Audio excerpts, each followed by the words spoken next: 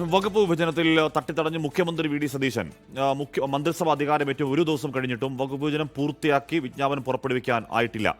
Fisheries വകുപ്പ് മുസ്ലിം ലീഗിന് കൈമാറുന്നതും മന്ത്രിസഭയിലെ മുതിർന്ന അംഗം എ പി അനിൽകുമാറിന് കാര്യമായ വകുപ്പുകൾ കിട്ടാത്തതുമാണ് തർക്കവിഷയം. എ പി അനിൽകുമാറിന് വൈദ്യുതി വകുപ്പിനൊപ്പം സ്പോർട്സ്, പാർലമെന്ററികാര്യ വകുപ്പുകളാണ് വാഗ്ദാനം ചെയ്യപ്പെടുന്നത്. സത്യപ്രതിജ്ഞയ്ക്ക് പിന്നാലെ വകുപ്പ് വിഭജനം പൂർത്തിയാക്കി വിജ്ഞാപനം ഇറക്കുമെന്നായിരുന്നു മുഖ്യമന്ത്രി വി ഡി സതീശന്റെ പ്രഖ്യാപനം. എന്നാൽ അധികാരമേറ്റ് ഒരു ദിവസം കഴിഞ്ഞിട്ടും വകുപ്പ് വിഭജനം പൂർത്തിയാക്കാനായിട്ടില്ല.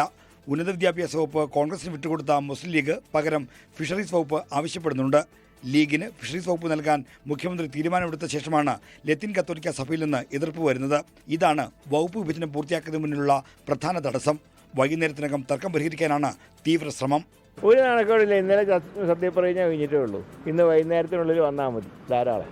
അതൊക്കെ ഇന്ന് വൈകുന്നേരം നോട്ടിഫിക്കേഷൻ വരുമ്പോൾ എല്ലാ സംശയവും തീരും. മന്ത്രിസഭയിലെ സീനിയർ മന്ത്രിയായ എ പി അനിൽകുമാറിന് പ്രധാന വകുപ്പ് നൽകാത്തതിലും പ്രശ്നമുണ്ട്. വൈദ്യുതി, പാർലമെന്ററി കാര്യം, സ്പോർട്സ് വകുപ്പുകളാണ് മൂന്നാം തവണ മന്ത്രിയാകുന്ന എ പി അനിൽകുമാറിനായി നീക്കിവച്ചിരിക്കുന്നത്. തുറമുഖ വകുപ്പ് മുഖ്യമന്ത്രി കൈവശം വെച്ചിരിക്കുന്നതിൽ കെ സി വേണുഗോപാൽ പക്ഷത്തിന് കടുത്ത എതിർപ്പുണ്ട്. തുറമുഖ വകുപ്പ് വേണമെന്നാണ് കെ സി പക്ഷത്തിന്റെ ആവശ്യം. 24 തിരുവനന്തപുരം.